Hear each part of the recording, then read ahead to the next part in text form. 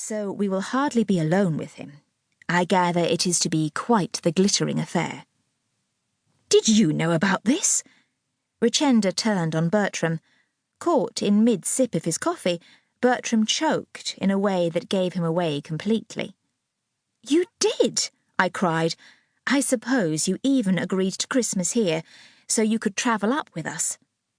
This was both an unfair and geographically foolish accusation, as Bertram's estate was far further north than the Mullers, but a telltale blush crept over his face. "Oh, my goodness," I said. "You wanted to arrive in a party, not on your own." Bertram gave me a furious look, before turning his attention to his shoes, so he did not have to meet his half-sister's gaze. "Strength in numbers," said Hans, ever the diplomat. "I feel much the same myself."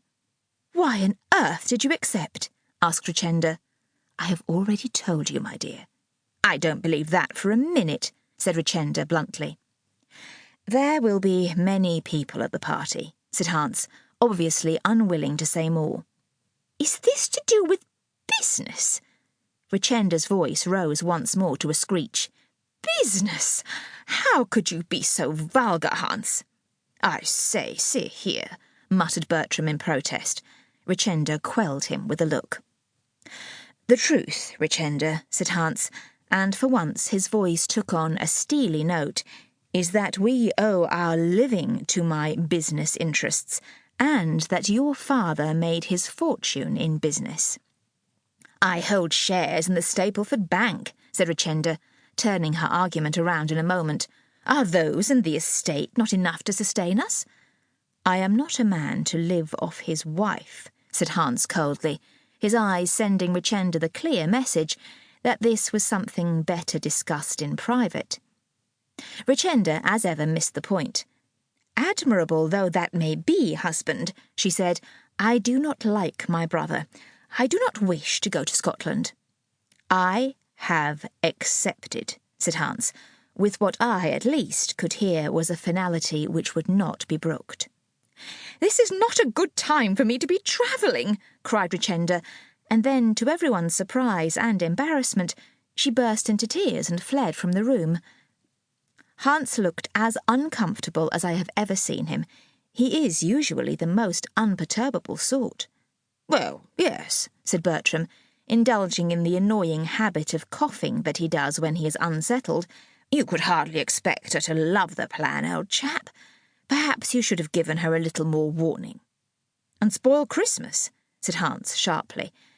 Then he sighed and turned to me. "I am sorry to have sprung this on you, Euphemia.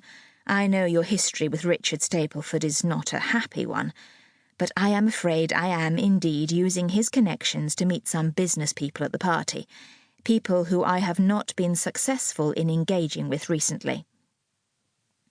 Bertram and I exchanged looks. Hans is a merchant banker. He is also half German, and it was a time when Germany was viewed with increasing hostility. I should add that there is nothing vaguely Germanic about Hans, except for his blonde hair. In all else he is the perfect English gentleman.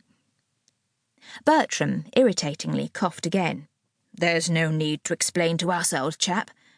"Why are you going?" I asked him, both to divert attention away from Hans's embarrassment and because I was genuinely curious.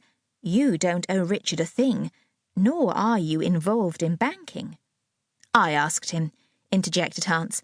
"I thought it would make all our lives easier." I regarded Bertram thoughtfully. "That was very kind," I said. Bertram coughed again. "Though I do wish you would stop doing that," I snapped.